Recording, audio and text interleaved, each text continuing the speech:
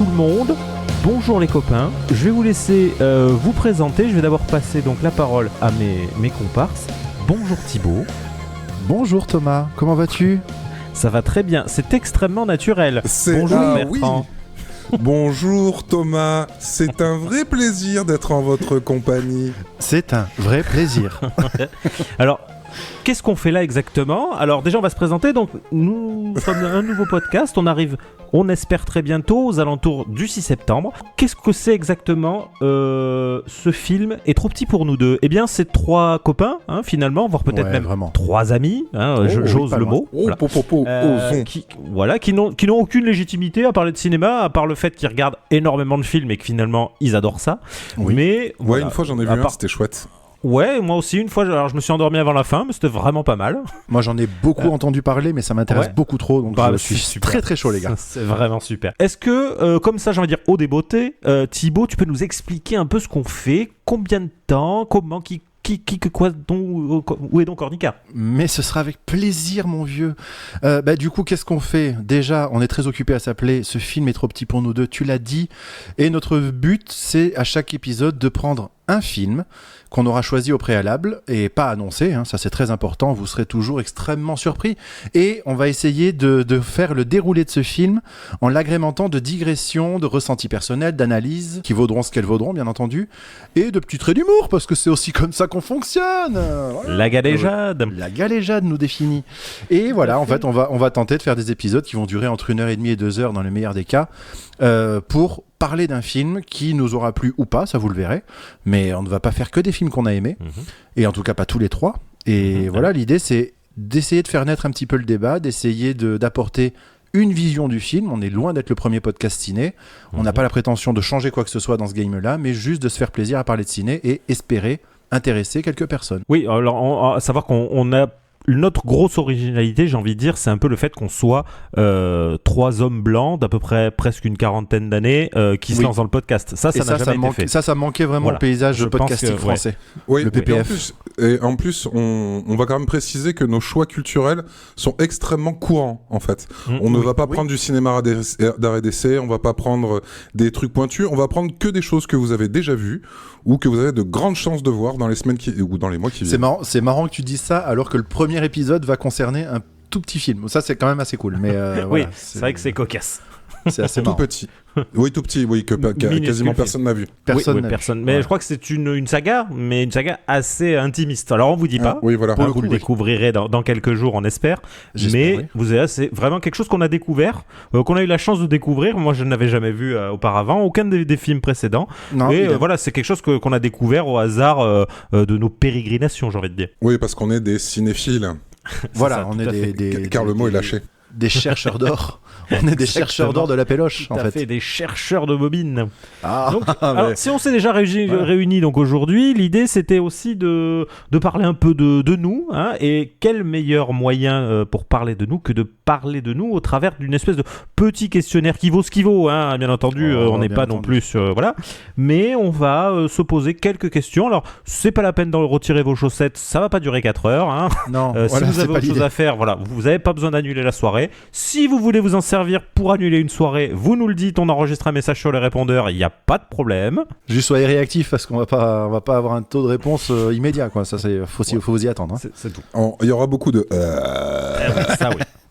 J'espère qu'il y aura quelques et donc. Hein, ça, c'est et donc et des du coup. Par pitié, lui du coup. Oui, donc je vais commencer. Donc du coup, allez, je vais commencer en posant la première question à Bertrand. Bertrand, est-ce que tu peux m'indiquer quel est le premier DVD que tu as acheté dans ta carrière ? Dans ma carrière de cinéphile, bien sûr. Tout à fait. De cinéphologue. Alors, en général, les gens sont un peu honteux du premier DVD parce qu'ils ont acheté, je sais pas, Starship Trooper 8, par exemple, ou le Fast and Furious 32. Celui-là était cool. Non, je crois que mon premier DVD que j'ai acheté, c'était Dogville. Ce qui veut dire que j'en ai acheté très tard. Et dans quelles conditions est-ce que tu te souviens pourquoi c'était celui-là le premier et où, comment ? Parce que ça se trouve, tu l'as acheté probablement dans un magasin qui n'existe même plus aujourd'hui. Si, je l'ai acheté au Parvis à Pau. Je l'ai acheté au Mammouth de la rue Pierre de Mont. Il a fermé 3 semaines après. C'est juste que j'ai vu ce film chez un ami, je l'ai trouvé absolument dément et je me suis dit que c'est un film que je dois avoir. D'accord. Et toi, Thibaut ? Ben écoute, c'est intéressant. Alors il faut savoir que je me suis pas repenché sur le questionnaire qu'on avait préparé, du coup je n'ai rien préparé du tout. Oui, alors c'est un peu ta griffe, j'ai envie de dire ça. C'est vrai. Ouais. C'est vrai, partisan du moindre effort. Et je vais compter sur ma verve naturelle. Je vais commencer par la petite anecdote. Ma sœur aînée, que je salue d'ailleurs si elle écoute ça, travaillait à une époque dans un pub irlandais bien connu de la ville de Bayonne. KD. Voilà, pour ne pas le nommer, hein, on met une moustache. Et qui, en fait, elle était employée là-bas et je crois qu'elle s'est faite, je sais plus si elle s'est faite virer ou juste si ça s'est très mal passé et que du coup. Alors également, si son patron nous entend, on le salue. Il peut nous appeler pour nous dire si éventuellement on peut avoir, je ne sais pas, l'extrait de solde de tout compte ou quelque chose comme ça pour qu'on sache un peu ce qui s'est passé. Exactement. Bref, ça s'est pas bien passé. Il y a eu comparution au prud'homme. Ma sœur a gagné, elle a eu une petite somme en dédommagement, en gros, en dommages et intérêts. Et avec cette somme, elle a acheté un lecteur DVD, ce qui était une nouveauté. Et du coup, je me suis dit, ah putain, on a accès à ça, mais c'est fou, il faut que j'achète un DVD. Et le film que j'avais en tête à ce moment-là, et que je voulais impérativement avoir, et que j'aurais probablement essayé d'acheter en VHS à cette époque, c'était Le Pacte des loups. Et j'en suis pas fier. Ah ouais ouais, non, ça allait à l'époque, hein, j'étais absolument obnubilé par ce film. Petit à petit, je l'ai revu. Bon, je me suis dit, ok, pourquoi ? Il a des qualités cinématographiques, mais il a aussi beaucoup trop de défauts. Et bref, on en parlera peut-être un jour, hein, ça pourrait être intéressant. Ah ben, pourquoi pas ? On parlera d'un film de Christophe Gans, bien sûr. Oui, c'est quelqu'un de génial. Ça arrive un moment où on y viendra, oui. Avec pitié. Et donc voilà. Donc du coup, en fait, mon premier DVD, ça a été dans ce contexte-là, avec une immense excitation. J'étais pas du tout au courant de ce qu'était un DVD, à part le fait qu'il y avait une qualité de ouf. Quelle ne fut pas ma surprise de voir que j'avais accès à des bonus de ouf. Et ça a été vraiment une révélation incroyable et me dire, mon Dieu, les portes que ça ouvre, c'est exceptionnel. Tu as vu kiffé, je l'ai poncé ce DVD. Samuel Le Bihan en presque HD et ça a été une révolution pour toi. Ouais. Là, ça a été vraiment un renouvellement de ma carte vie, quoi. Ça a été incroyable. Et toi, Thomas, du coup alors moi, en ce qui me concerne, c'était contrairement à toi, Bertrand, assez tôt, parce que j'ai toujours eu la chance d'avoir un papa qui s'intéressait beaucoup au cinéma et qui, du coup, on salue aussi. Voilà, oui, tout à fait. Bah, lui, il écoutera probablement pas parce que voilà, il s'en fout. Donc non, il a toujours été à la pointe. Alors ça ou parce que peut-être c'était un peu le client idéal des gens qui sonnaient à la porte. Donc on a eu la chance d'avoir très tôt une grosse télé 16/9, d'avoir à l'époque quand ça arrivait la télé par satellite, ce genre de choses. Et du coup, dès que les lecteurs DVD sont arrivés, on en a eu un immédiatement.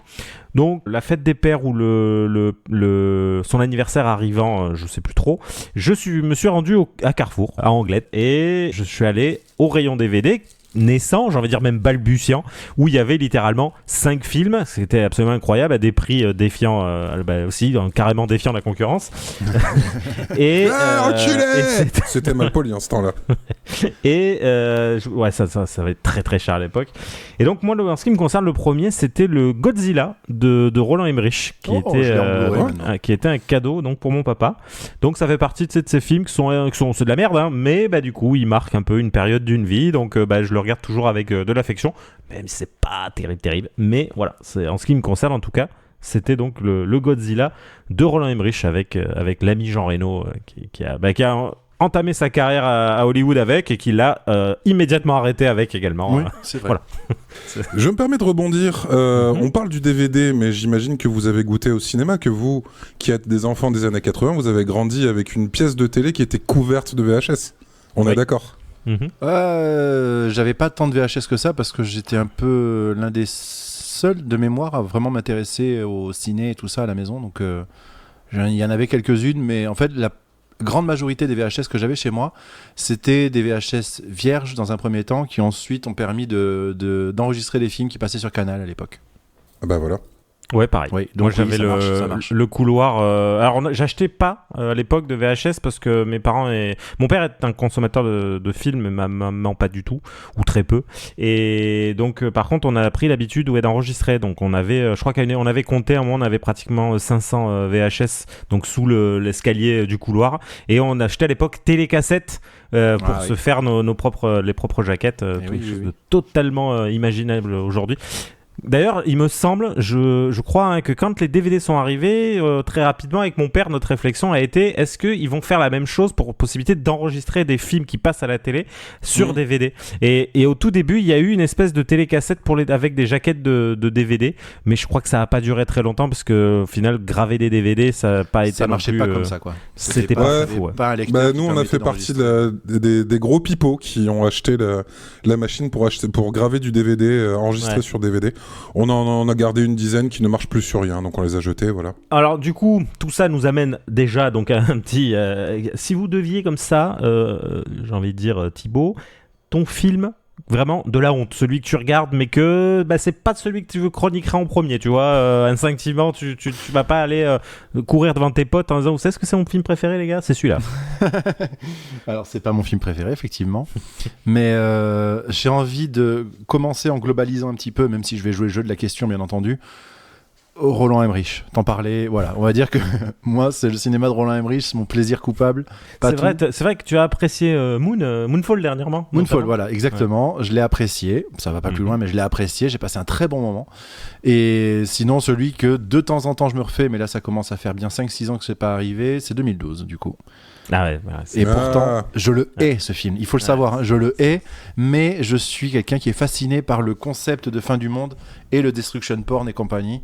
Globalement, 2012 m'offre tout ce dont j'ai besoin là-dedans, et le cinéma de Roland Emmerich est quand même relativement généreux à ce niveau-là. Voilà, Bertrand.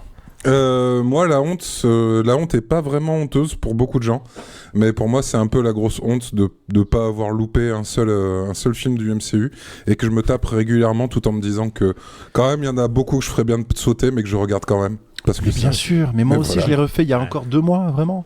Et une intégrale, quoi. Genre, pendant 1 mois, je ne regarde que ça. Je te parle d'une intégrale également. Merci Disney+. Oui, qui ont viré Iron Man 1 pour une raison pour des raisons de droit, je suppose, mais qui viennent de remettre l'incroyable Hulk d'ailleurs. Ouais, alors, parce qu'après pour le coup les premiers, en plus Hulk pour le coup est une franchise qui ne possède pas Marvel. C'est Universal. Ça appartient à Universal ou Paramount, je sais plus. Non, c'est Universal. C'est Universal, ouais. Donc ce qui fait qu'ils ont des droits particuliers et Netflix a vendu beaucoup de leurs films, ce qui explique qu'ils partent à droite, à gauche. Et là apparemment ils commencent à avoir des trades aussi, de ce que j'ai vu. Il y a des séries qui sont sur HBO, qui donc maintenant appartiennent à Prime, mais qui devraient commencer à arriver sur Netflix. Bon, voilà, c'est un bordel sans nom. Ouais. Putain, les juristes là dans les boîtes, ils doivent commencer à avoir des cheveux blancs. Clair. Thomas, toi du coup je sais pas. Moi, vous me connaissez, je suis quelqu'un qui assume énormément de choses. C'est vrai. C'est pas la honte qui m'étouffe. Donc, je pense que je pourrais plutôt vous faire toute une série de films, mais j'ai pas de films de honte à proprement parler. Il y a des films que j'aime beaucoup où clairement, voilà, c'est pas des chefs-d'œuvre. Mais tu vois, comme ça, si je devais, par exemple, au débeauté, j'ai envie de dire, j'ai une passion infinie pour les bronzés, le 1 et le 2, pour des films comme le Gendarme ou ce genre de choses. Voilà, j'aime la comédie populoche, tu vois, mais de l'époque, hein, pas celle de maintenant française. Mais voilà, je suis capable d'assumer tout. J'ai une passion infinie pour les films de Michael Bay, premier degré. Ça m'a même donné envie de me tatouer un Transformer sur la jambe. J'adore le MCU. Je suis très bon public du moment que le film me divertit. Chose qu'a du mal à faire du coup Roland Emmerich, parce que j'avoue que 2012 aussi bien que Moonfall que j'ai vu dernièrement, que j'ai vraiment trouvé catastrophique, parce qu'il y a un moment là, c'était tu sais, il y a ce côté c'est le fameux gratin de reste, tu sais, de Malcolm. Et ben Moonfall, c'est ça en gros, c'est un gratin de reste, c'est ça. Et là c'était trop pour moi, je suis capable d'encaisser énormément. Là c'était trop, vraiment. Si vous voulez passer un moment étrange, j'ai envie de dire, mais effectivement, si vous aimez le destruction porn, c'est fait pour vous. Mais voilà, il faut être capable d'encaisser, parce que là, il y a quand même de la couche sur la couche sur la couche sur la couche. Mais c'est ça. Et j'ai envie de préciser un truc par rapport à ça, à ce kink en particulier. C'est que, attention, je regarde ces films avec beaucoup de plaisir, mais je suis dans un état de colère quand je les regarde. Je les déteste. À chaque fois qu'un protagoniste ouvre la bouche, j'ai envie de lui marave le menton. C'est très simple, vraiment. C'est pas plus compliqué. Vraiment, ça. Et je dis ça, il est 20h12 précisément. Je tiens vraiment à le préciser. Donc, du coup, est-ce que tu te sens comme moi après que j'ai vu Thor 2 ? Est-ce que tu te sens sale ? Oui. Ah oui, je me sens vraiment sale, je me sens idiot. Et voilà. Mais je voudrais rebondir sur ce que tu disais, Thomas. Et c'est un truc que je trouve vraiment authentiquement et premier degré assez admirable. C'est que tu as ce truc de ne vraiment jamais considérer qu'il y a du sous-cinéma. et je trouve ça très cool. Et ça m'a vachement. Je dois te dire que dans mon parcours à moi, ça m'a pas mal aidé aussi à accepter beaucoup de trucs dans mes goûts à moi que j'avais commencé à trouver un peu honteux, un peu naze, à me dire mais non, en fait, c'est débile de penser comme ça. À partir du moment où t'aimes un film, c'est qu'il a une raison d'exister, c'est tout. Donc je te remercie pour ça. Il faut s'assumer. Je t'en prie et je t'en remercie aussi. Et moi, il y a une phrase que Thomas m'a dit un jour, alors qu'on se connaissait pas encore très très bien et on discutait d'un film. Je peux pleurer. Hein. Mais ça fera un super premier épisode du coup. Thomas m'a dit non, arrête Bertrand, t'es vraiment un pisse-froid. Celle-là elle t'a marqué. Ouais, celle-là elle m'a marqué. Vrai, donc je suis vraiment un pisse-froid. Tu l'as fait tatouer sous l'œil d'ailleurs, je trouvais ça exactement. Non, oui, pour le coup, non, je suis d'accord. Vous le verrez dans un des prochains épisodes, peut-être j'en parlerai. Mais j'ai vraiment en fait, je pense que je n'aime pas les films faits pour de mauvaises raisons. J'aime pas. Pour ça que il y a des films que des gens vont trouver absolument admirables que je ne vais pas aimer parce que je trouve que, on en avait déjà parlé avec Thibaut, le film pue l'entourloupe. Et ça, je n'arrive pas à l'accepter. Mais après, quelqu'un qui fait un très mauvais film, je suis capable de comprendre pourquoi il a fait ce mauvais film. Il est plein de bonnes intentions, c'est pas pour ça que je vais l'aimer, mais je vais le considérer. Et c'est pour ça que, après, moi j'assume tout, j'ai aucun problème avec ça. Et ce qui fait qu'encore aujourd'hui, j'écoute de la tectonique, par exemple, ou ce genre de choses. C'est faux, c'est totalement faux. Ok, désamorce de suite. Mais non, voilà. Non, mais écoutez, en tout cas, je vous remercie. Ça me fait très plaisir de savoir que j'ai marqué, en tout cas, votre parcours cinéma. 100%, bien sûr. C'est déjà ça de prix et je vous en remercie. Et on va marquer le parcours cinématographique, mais de milliers d'auditeurs, ça il faut commencer à de milliards, oui, par pitié, c'est vrai que ça sera diffusé. Parce que là, on va commencer. Oui. Dans les colonies lunaires. Vous avez un ami qui va écouter parce que moi non, en fait. Hein. Oui, c'est bon. Moi, il y a vous, en ami, il y a vous. Je pense qu'ils vont l'écouter. C'est tout. Je vois que vous. Non, ma chérie d'amour qui me réclame à corps et à cri. C'est quand vous sortez les épisodes. Elle a une bien plus belle voix que ça. C'est vrai. Non, elle parle comme ça en vrai. C'est vrai qu'elle parle. Et je lui fais un bisou parce que je l'aime très fort. Moi aussi, je l'aime très fort. Le premier film que vous avez vu au cinéma, Bertrand. Je vous vois. Moi, c'est un truc merveilleux. Et je m'en rappelle pas, c'est ma mère qui me l'a raconté. Le premier film que j'ai vu au cinéma, c'était Le Retour du Jedi. Et il paraît que j'ai pourri la séance de ma mère parce que j'avais très peur de Jabba, donc j'arrêtais pas de chialer. Elle m'a sorti plusieurs fois dès qu'il y avait Jabba. Voilà. Oh putain. Voilà, c'est vrai, je comprends. Ça t'a J'en suis pas peu fier. Est-ce que ça a développé en toi une phobie des limaces de 180 kilos bien sûr, mais Et j'en croise souvent, j'en croise très souvent. Oui, je suis désolé, je vais faire des efforts, pardon. Et toi Thibaut, du coup, quel serait le premier film quel est plutôt le film que tu as vu? Je vais parler d'un premier souvenir, parce que je suis pas sûr de me souvenir de mon premier film exactement, mais mon premier souvenir, c'est Rasta Rocket. Ah ouais, je crois que dessous de tête de mémoire, c'est probablement vraiment déformé. J'y étais allé, enfin ma mère nous avait amené avec mon cousin pour voir le film et on s'était mis genre vraiment deuxième ou troisième rangée. Ouais, déjà on s'est mis rabat comme c'est pas permis. Non, on a fini deuxième ou troisième rangée. Ma mère était bien loin derrière et on a kiffé. Et alors vraiment, il y a une vraie confusion dans mon esprit. Soit Rasta Rocket, soit Beethoven ou Beethoven 2, je sais plus. Ah ouais. D'accord. Mais ouais, ça a été l'un de ces deux films, c'est quasi sûr, en tout cas dans mon souvenir. Et toi Thomas, dis-nous. Alors moi, encore une fois, en fait, je me rends compte que mon parcours ciné est jonché de moments avec mon papa, en fait. C'est vraiment des choses... au final, il est pas très sport, donc même quand je fais du sport ou autre, il venait pas forcément, il travaillait beaucoup, en plus il venait pas voir les matchs, mais c'est vraiment quelque chose en fait. Putain, mais en fait, non, t'as vécu dans un trope cinématographique en fait. T'avais ton père qui était pas là pour ta compétition de baseball. Ouais, un peu, ouais, c'est vrai. Parce qu'il travaillait trop. Non, mais ce que je veux dire, c'est que, ouais, voilà. Et en fait, c'était vraiment quelque chose, même mon frère, il nous a vraiment donné cette passion du cinéma, mais justement un peu popu, tu sais. Pour moi, mon premier film au cinéma, c'était Cliffhanger avec Stallone. Qui est un super thriller, qu'apparemment ils font le 2, donc peut-être quand vous écouterez cet épisode il est sorti, donc on verra, mais apparemment ils font un 2. Mais j'ai plein de souvenirs comme ça. Je sais qu'à l'époque on était allé voir, pareil, on a vu Stargate, parce qu'on parlait de Roland Emmerich, et j'ai vraiment j'ai vu énormément de souvenirs comme ça. Oui, c'est vrai, vraiment l'accident de parcours. Le mec il fait un accident, il fait un bon film, quoi. C'est génial, j'adore ce gars. Et donc voilà, moi c'était vraiment c'était Cliffhanger, donc de Rémi Harlin qui a fait plein de choses bien derrière, et c'est un réalisateur, donc il faudra peut-être qu'on parle, parce que il a marqué, j'ai envie de dire, au fer rouge les années 90. Alors tu vas me faire le plaisir de la fermer, s'il te plaît. Que j'affectionne tant. Au débeauté comme ça, est-ce que Thibaut, tu sais ou tu aurais une idée du film que tu as le plus vu dans ta Bien belle vie. Écoute, je pense que c'est très cyclique en fait, parce qu'il j'ai eu des sessions où j'ai maté des films plusieurs fois par jour, des fois ça m'est arrivé. Mais le premier avec lequel j'ai fait ça, je pense qu'on peut dire que c'est le dernier des Mohicans. J'avais la VHS, je l'ai rongé. Mais c'était incroyable, je l'ai vraiment maté. C'est vraiment un film que j'ai regardé plusieurs fois par jour. Il y avait des moments que je repassais en boucle et en boucle. C'est un film il y a tout dans ce film. Je le trouve encore aujourd'hui, je le trouve extraordinaire. Et c'est pour ça que tu me disais que depuis tu es ému à chaque fois que tu vas au Buffalo Grill. Voilà. Forcément. C'est ça. Mais c'est systématique.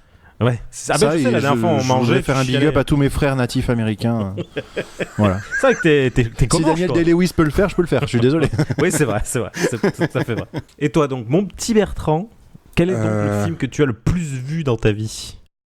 Je sais pas, je crois c'est peut-être l'Empire contre-attaque. Ah. Parce que c'est incroyable, en général, il y a des films qu'on a beaucoup vus dans sa vie, et en général, ils perdent en vieillissant. Tu finis par te dire, ouais, bon, j'aime ce film parce que c'est mon enfance, machin bidule. Mais l'Empire contre-attaque, chaque fois que je le revois, je me dis que c'est magnifiquement écrit, que la photo est sublime, que vraiment, il n'y a pas George Lucas dedans. Il n'était pas vraiment pas présent. Ça. Et surtout, il n'y a pas de Jabba. C'est surtout ça qui te... Tout à fait. Voilà, je crois que c'est juste ça.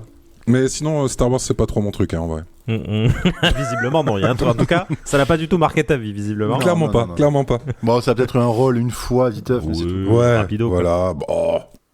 Ça m'étonnerait qu'on en reparle d'ailleurs dans le podcast. Ouais, je pense que c'est important. Ouais. Là, je connais pas, j'ai jamais vu, c'est pas du tout mon truc, moi. Tout ce qui est la science-fiction, les films d'horreur, tout ça, j'aime pas trop, moi. Et toi, Thomas, du coup, c'est quoi ? Alors moi, c'est bien simple. C'est un film que je regardais énormément quand j'étais adolescent, mais que je regarde encore énormément aujourd'hui. Très souvent, j'ai plusieurs écrans sur mon ordi et je le mets quand je joue ou autre. C'est Wayne's World, le 1 et le 2. Ah putain, j'y voilà, pensé, donc c'est vrai. Je vais faire un gros bisou au passage parce que je pense qu'il nous écoutera à Didou, qui partage ma passion. Oui, vous savez qui c'est. Oh, Didou, c'est l'amour, Didou. On lui fait un bisou. On lui fait un gros bisou et qui partage ma passion pour ce film. Et vraiment, c'est un film, comme tu disais, que Thibaut, quand j'étais ado, que je regardais en général le matin, puis je regardais l'après-midi, puis je re-regardais le soir à l'époque avec un pote, et on le regardait, je pense. Voilà, à peu près 6 à 9 fois par week-end, et encore aujourd'hui, je le regarde très très souvent. Donc je pense, il y en a beaucoup que j'ai beaucoup vu, mais je pense que ça doit être Wayne's World, vraiment. Ça et La Cité de la Peur, j'ai eu ça aussi. Ah. Je pense qu'il y a un film qui est... je sais pas s'il est dans votre cœur à vous, mais j'ai comme l'impression qu'il est dans le cœur de tous les gens qui ont entre 30 et 40 ans et qui sont cinéphiles. C'est Le Grand Détournement, la classe américaine. Oui. J'ai l'impression que ça fait partie des films les plus vus par notre génération. Peut-être. Oui, je pense parce que pour le coup, tu sais, ça évoque tout. Il y a vraiment ce côté humour à la Canal, à la grande époque du Canal. On va parler comme des vieux, mais ça vraiment à l'époque des nuls et ainsi de suite. Mais en même temps, ça, voilà, et ça touche quand même, je pense, à notre enfance parce qu'au final, quand moi j'ai vu ce film encore une fois avec mes parents et ils me disaient putain c'est classe, c'est Burt Lancaster, il jouait dans tel film, oh c'est John Wayne machin. Donc c'est pas les héros de mon enfance parce que du coup ils étaient là bien avant. Ouais. Mais au final, tu vois, je pense que ça active énormément de petits trucs quand on parle du Grand Détournement. Et puis au-delà du fait que ce film est un chef-d'œuvre d'humour, bien entendu, si vous ne l'avez pas vu, disponible sur YouTube, regardez-le ou vous êtes des merdes. Voilà, c'est dit. Non, mais voilà. Oui, voilà. Quelqu'un qui ne peut pas citer une réplique du Grand Détournement est une merde. Comme vient de le faire magnifiquement Thibaut. Et j'en profite aussi, comme tu parlais de Wayne's World, peut-être qu'il nous écoutera pas, mais j'ose espérer que si, pour embrasser Noam également, notre ami Noam. Oui, Noam. Notre ami Noam qui avait une passion infinie. Oui. Et qu'on s'est partagé d'ailleurs un moment, on s'est fait le visionnage tous ensemble, c'était trop bien. C'est vrai. On continue. Et alors là, je vous conseille d'écouter cette question, d'écouter quelques podcasts et de revenir écouter cette question. J'ai envie de dire, les copains, quel est votre film de Rian Johnson préféré, Bertrand ? Je pense que c'est L'été oublié. Non, il n'existe pas. Oui, je sais. Je sens que Thibaut avait un doute. Il avait un début parce de que doute. je la maîtrise pas, sa filmo. Je connais pas trop ce mec, en fait, c'est pour ça. Mais personne ne le connaît vraiment, en fait. Non, ouais. C'est vrai. On le découvre à chaque fois. C'est ça, visuellement, en gros, c'est le James Cameron de Wish, en fait. Mais pour de vrai, il a un vrai côté James Cameron, physiquement, je trouve. Mais pas dans son cinéma, parce que ce serait beaucoup lui accordé. Mais voilà, visuellement, en tout cas. Parce que, en vrai, si cette question est là, ça peut surprendre les gens qui nous écoutent. Mais c'est parce qu'en fait, Rian Johnson est la némésis de Thomas. C'est le nom qui lui fait péter un plomb et il se met à dire des horreurs de manière assez aléatoire. C'est vrai. Alors, je n'ai rien contre cette personne. Si je le croise dans la rue, je serais même très très content de discuter avec lui. Mais il s'est révélé que voilà, on le découvrira au fur et à mesure des épisodes. Il n'y a aucun film que j'ai vu, et j'en ai vu quelques-uns, que j'ai pu apprécier de Rian Johnson. Donc, je ne critique pas, parce que c'est rare que je défonce des films, ou en tout cas que mais je n'ai vu aucun de ces films qui m'a plu. Vraiment aucun. Zéro. Et toi, Thibaut ? J'étais en train d'hésiter entre Star Wars 8, je vous embrasse, et Un couteau tiré, et je pense que je vais aller vers Un couteau tiré parce que je l'ai découvert plus récemment et que j'avoue que la formule a bien marché sur moi. Donc voilà. Mais j'aimerais vraiment savoir, je vais pas m'étendre plus que ça, j'aimerais vraiment savoir. Thomas, je te sens vraiment réflexif, en méditation quasiment. T'as du mal à choisir. Lequel, si tu devais vraiment n'en choisir, mais qu'un seul, de Rian Johnson. Je suis obligé et je l'ai pas trouvé. C'est le moins pire, on va dire. En fait, c'est ton préféré, donc c'est celui que tu détestes le moins. C'est celui que tu aimes le plus. Je pense qu'on a notre réponse en vrai. Tu peux nous le mimer si tu veux. Là je pense. Là je vous le mime, mais non. Vraiment, si je devais vraiment choisir, tu sais, la bonne vieille. Ouais, si tu réponds pas, on flingue ta famille. Ok, là je réponds. Franchement. Attends, réfléchis bien. C'est ta famille, tu les aimes. Mais on te demande de choisir un Rian Johnson. Mais c'est Rian Johnson. Non, je préfère qu'il meure. Okay. Tu sais, c'est le truc de The Office. J'ai un flingue avec deux balles. Il y a Toby, Ben Laden et Hitler. Et je flingue 2 fois Toby. C'est exactement pareil. Non, vraiment, en fait, non, je ne suis pas du tout sensible à son cinéma. En fait, ce qu'il y a, c'est qu'il est aussi scénariste de ses films, et je trouve qu'il a une façon de réaliser qui me plaît pas. Et en plus, je trouve qu'il a il doit être bipolaire, je pense, parce que tous ses films à mi-chemin changent radicalement, et ça me plaît pas du tout. Après, je sais que notamment Un couteau tiré, moi je l'ai regardé parce que tout le monde m'a dit il est incroyable, il faut le voir, il est super. Je pense que ce film a été tronqué parce que pour moi en tout cas, parce que je savais qui était le tueur, donc je l'ai revu dans cette optique-là. Mais au-delà de ça, je l'ai regardé donc différemment en l'analysant, et ce que j'en ai vu m'a pas fasciné. Donc non, en fait, de ce que j'en vois là, après j'ai pas vu les premiers qu'il a fait, Brick ou ainsi de suite, mais voilà. Mais du coup, par contre, tu vois, c'est ce que je me dis. Est-ce que, par exemple, pour toi, Bertrand, si on devait te demander de choisir comme ça, quel serait ton film d'Iñárritu préféré, par exemple? Question, ça. Voyons. Alors. Là, je suis en train de les passer dans ma tête. À chaque fois, il y a des moments horribles. Il y a de la lumière, il y a du caca sur les murs. Il y a du caca dans l'écran. Il y a quelqu'un qui me fait caca dessus depuis l'écran. The Revenant, peut-être, parce qu'il y a DiCaprio et... Tu es capable et un ours. T'es capable de choisir alors. C'est parce que tu joues dans le film en fait. Oui, tout à fait. c'est moi qui défonce DiCaprio. Puis allègrement. Non, vraiment, c'est un sans déconner, ça me fait mal de dire ça. En fait, ça me fait mal. Je souffre de le dire. Parce qu'il y a tous ces films qui sont passés les uns après les autres, et j'avais vraiment non. Voilà, donc pareil, vous vous doutez complètement que la Némésis, pour moi, ce sera Rian Johnson, ce sera plutôt Iñárritu pour Bertrand. Thibaut, qui est quelqu'un de plutôt lisse, du coup, aime tout le monde finalement, tu es quelqu'un de plutôt sympathique. Voilà, tu as trop d'amour en fait, tu as trop d'amour. Je dirais pas lisse en ce sens-là, je dirais plutôt que tu as trop d'amour en toi. Moi, ma vraie question, c'est est-ce qu'on peut avoir trop d'amour déjà ? Non, ça non, clairement pas. Voilà. Mais toi, t'en as trop. Du coup, c'est dégueulasse. Toi spécifiquement. J'ai compris, je te laisse parler. Là, si tu veux, on est tranquillement en webcam et on voit bien que la police attend derrière la porte, Thibaut. Il y a un problème. La police vient te chercher derrière la fenêtre, d'accord. Mais en tout cas, ça amène à cette autre question.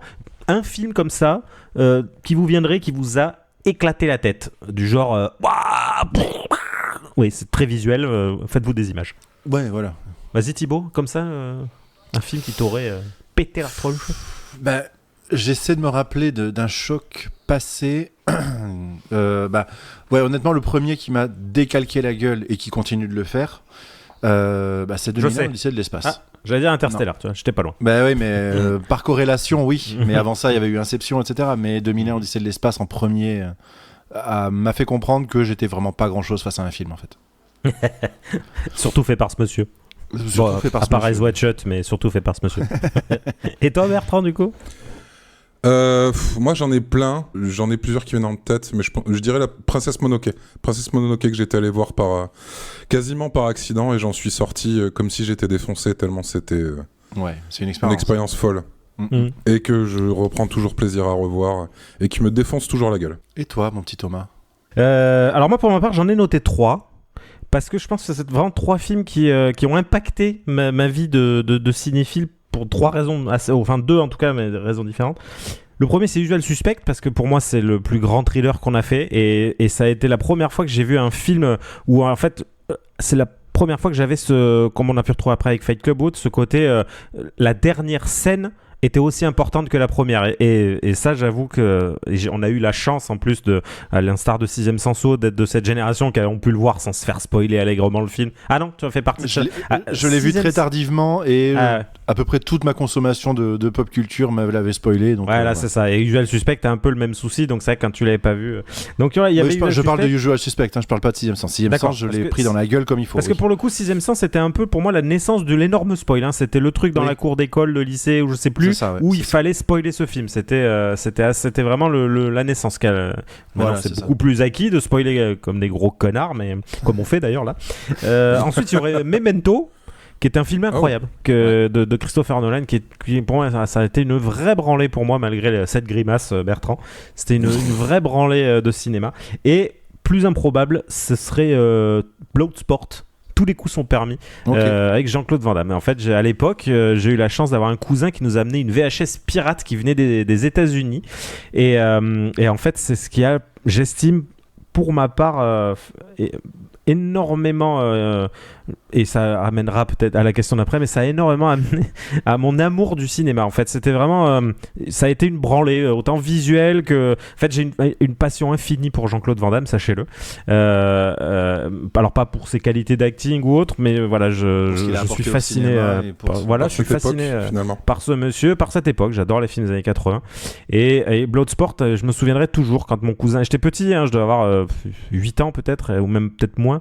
Mon cousin est arrivé avec cette cassette, on l'a vu, et en fait nous on consommait, mon père étant fan de Bruce Lee, Jackie Chan, de l'époque d'avant, on consommait déjà un peu tout ce genre de cinéma, on regardait déjà pas mal de films d'action et autres, et ça a été une révolution en fait, hein, Van Damme, au final, quand il est arrivé. Et ça, pour moi, voilà, quand je parle de m'éclater la tête, c'est clairement pas un grand film, mais c'est un film que je revois encore aujourd'hui très fréquemment, que je regarde comme quand j'étais petit, je le regardais debout sur le canapé en faisant des katas.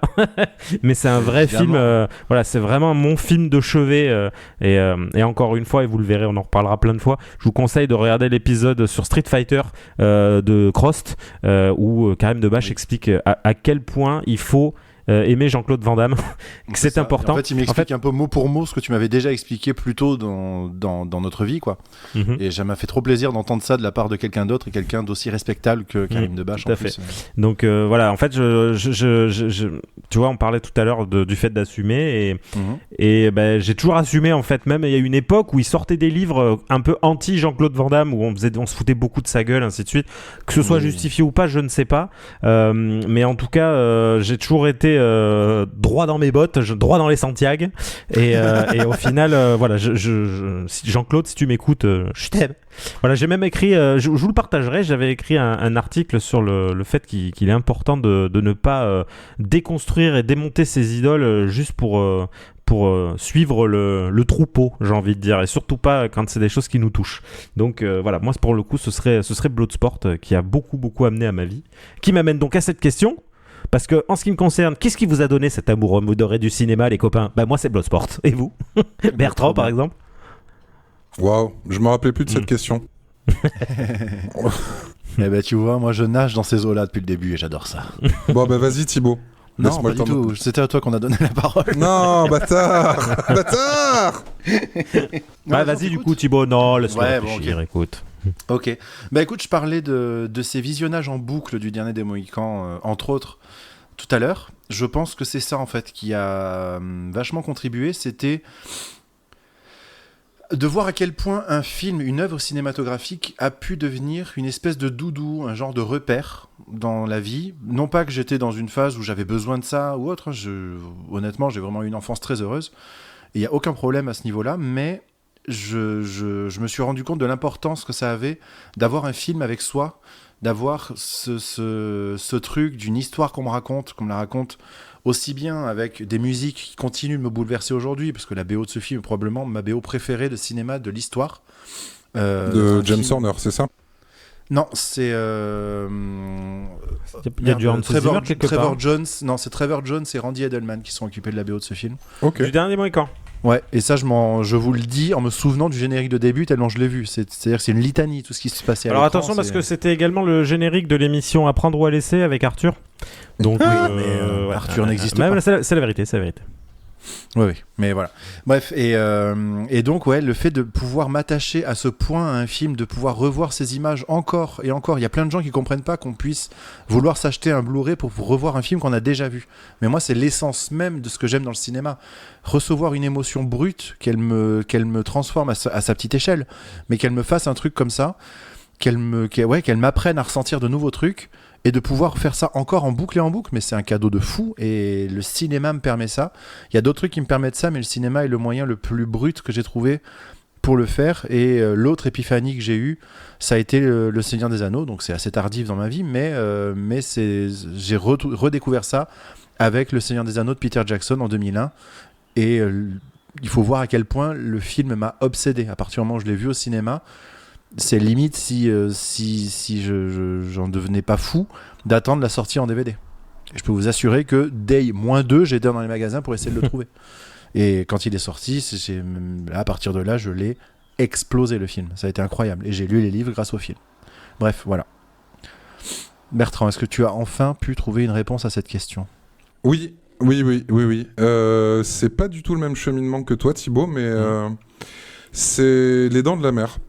Parce que on l'a tous vu très jeune, parce que Spielberg, parce que le premier blockbuster de l'histoire. Ouais. Et je pense que ce qui m'a fait naître une vraie cinéphilie, une vraie envie de voir des films, de les comprendre, de les analyser, c'est le jour où j'ai compris que ce film qui était théoriquement juste un divertissement, en fait, tu le regardes un jour et puis tu dis, putain, mais en fait, les dialogues sont fous. Putain, les plans sont fous. Oh putain, ce plan sur la mer, c'est beau. Là, tu commences à te demander, mais pourquoi c'est si beau, en fait? Pourquoi ce film qui est juste une histoire de requin qui bouffe des gens, en fait, pourquoi ce film est dément? Et je pense que c'est en ça que ma cinéphilie est née, pardon. Et c'est là que tu commences à revoir les films que t'aimais et tu te demandes pourquoi je les aimais. Et là, tu commences à comprendre pourquoi tu les aimes, pourquoi ce film est incroyable, pourquoi j'aime tant ce personnage, pourquoi il est si bien écrit, pourquoi j'aime tant ce réalisateur aussi, pourquoi un mec aussi incroyable que Fincher ou Spielberg, en fait, arrive à taper juste à chaque fois quasiment. Et voilà. Mais voilà, et je pense que ce qui fait beaucoup en l'occurrence, je pense que c'est un acteur qui n'est pas reconnu à sa juste valeur, c'est Richard Dreyfuss aussi. Cet acteur qui est incroyable qu'est-ce que je l'aime dans la jeunesse de Spielberg, hein, que ce soit ça ou que ce soit Always ou Rencontre du troisième type, c'est un acteur absolument incroyable. Il est dingue et il est sublime, je trouve. Enfin, c'est un gars qui dégage un truc. De ouf. Pour moi, en fait, il incarne les années 70 dans ce qu'elles avaient de plus génial, je trouve. C'est la tête de Richard Dreyfuss dans Les Dents de la Mer. Je sais pas pourquoi. Complètement, je suis d'accord. En fait, je crois que je l'ai revu après un film que j'aimais beaucoup qui s'appelle Mad Dogs. Je sais pas si ça vous dit quelque chose. C'était une comédie de malfrats américains. C'était très très drôle, avec Kyle MacLachlan, avec le mec qui joue la mouche. Enfin bref, un casting absolument incroyable. Jeff Goldblum. Jeff Goldblum, tout à fait. Et donc du coup, Richard Dreyfuss, pour moi, c'était ce vieux monsieur aux cheveux blancs. Et quand j'ai revu Les Dents de la Mer et que j'ai découvert ce que c'était que le cinéma, en fait, je me suis dit, putain, Richard Dreyfuss, il était d'une beauté dans sa jeunesse. Mais il est d'une beauté dans ce film. C'est ouf. Et puis son personnage est incroyable. Il a une classe de dingue, ouais. Et d'ailleurs, j'aimerais faire un petit hommage au cinéma Pathé Gaumont, chaîne de cinéma fort installée, hein, etc. Monsieur cherche des financements. Voilà, et non, j'en ai un pas loin de chez moi, et en fait, leur programmation permet très régulièrement de pouvoir avoir la chance, mais le privilège même, de revoir au cinéma des grands films qui ont fait le cinéma. Et c'est ainsi que dans les mois qui sont passés, j'ai pu voir Rocky 1 au cinéma. J'ai pu voir Alien, le premier, au cinéma. J'ai pu voir Les Dents de la Mer au cinéma. 2001, l'Odyssée de l'espace, etc., etc. C'est un truc qui s'autorise très régulièrement. Ça s'appelle, je sais plus comment. Je sais plus. Enfin, c'est un truc c'est un format qui a un nom. Et voilà, il y a une présentation du film par un grand critique cinéma, etc. Putain, c'est ouf, j'ai oublié le nom de ce gars. C'est une honte absolue. Jean-Pierre Pichard. Appelons-le comme ça. Mais je me hais je l'ai un peu sur le bout de la langue, je l'aurais pas, tant pis. Mais bref, voilà. Il présente le film en te recontextualisant, etc. Et ça permet d'avoir ce truc de revoir un film au cinéma et de le recevoir comme il a été reçu à l'époque. Et je peux vous assurer que quand j'ai revu 2001 l'Odyssée de l'espace, ça m'a permis de me rappeler à quel point ce film est un monolithe dans l'histoire du cinéma, si je vous me permettez ce petit trait d'esprit. Ouais, je pense que c'est important, tu vois, comme il y a des expositions qui durent longtemps, il y a des comédies musicales qui sont à Broadway depuis 400 ans, et je pense que c'est important que les cinémas fassent ça, en fait, de se dire que le cinéma, c'est pas juste ta génération, qu'il y a des choses d'avant de mémoire. qui peut, voilà, et puis pour le coup, surtout, hein, là, comme on disait tout à l'heure, tu vois, moi j'essaye de montrer à ma fille, en fait, tout ce qui a amené, ce qui fait que j'aime autant le cinéma aujourd'hui, donc tu vois, tout ce qui est, tu vois, j'ai réussi à lui donner un amour immodéré. Bon, c'est facile aussi pour Retour vers le futur, par exemple. Mais tout ça, c'est des films qu'il faut montrer. Alors certes, ça a vieilli, mais si le film est bon, t'arrives à passer au-delà de tout ça. Les copains. Et puis juste une petite aparté. Très souvent, on me fait moins la critique sur le cinéma que sur la musique, même si, bon, certains ont dit que j'étais un pisse-froid. Mais souvent, les gens disent, notamment, c'est la critique qu'on me fait tout le temps dans ma famille, parce qu'on me dit que je suis un taliban, parce que je vais avoir des discours très longs sur pourquoi je déteste ce film. Mais en fait, souvent, les gens disent qu'à partir du moment où tu commences à analyser un film, tu perds la magie, tu gâches le truc, mais en fait, non, pas du tout. C'est la magie de la cinéphilie, c'est qu'en fait, tu continues à apprendre continuellement en voyant des films que t'aimes et comprendre pourquoi tu les aimes, et du coup tu peux retourner en arrière. C'est ce qui fait que par exemple un film comme Predator, qui est juste un mec qui court dans la jungle pour tuer un monstre, en fait quand tu commences à développer une cinéphilie, tu te rends compte que ce film est dément, et alors que de prime abord c'est juste un blockbuster avec Schwarzenegger, quoi. Voilà. C'est vrai. Vraiment, non, mais c'est ça, c'est comme on disait tout à l'heure, que en fait tout le monde peut trouver son compte, ce qui explique que quand tu sors d'un film, voilà, personne n'a raison, je pense, hein, et c'est ce qu'on essaye vous le verrez, de faire dans notre podcast. C'est juste, on donne un point de vue, mais c'est important de ne pas essayer de convaincre les autres. On n'aime pas tous la musique. C'est ça qui est intéressant, c'est que souvent on va donner des points de vue. C'est-à-dire qu'à la fin d'un épisode, on tombe pas forcément d'accord sur nos points de vue sur le film. Et oui, parce qu'à aucun moment, on n'est pas là pour se dire non, c'est moi qui ai raison, toi tu as tort. Voilà, chacun appréciera un film pour ce qu'il est et pour ce qu'il nous procure comme émotion. Les amis, ça fait 8 ans maintenant que cet épisode de 15 minutes a commencé. Oui, à la base, c'est ça. Pour vous dire un petit peu les coulisses, on voulait que ce soit un tout petit épisode bande-annonce. Au final, je pense que c'est une très bonne manière d'apprendre à nous connaître. Voilà, je pense qu'on s'est livré un petit peu, j'ai envie de dire. On s'est mis dans une petite boîte, on s'est tamponné et on s'est envoyé par la poste. Absolument. Donc les copains, je vous faire un bisou, mais démesuré. Alors là, le bizarre, quoi. Le bizarre. Et donc on se donne rendez-vous le 6 septembre de la fière année 2023 pour le premier épisode, et vous le découvrirez en temps et en heure. Je peux juste vous donner un indice et je vous souhaite une très bonne soirée.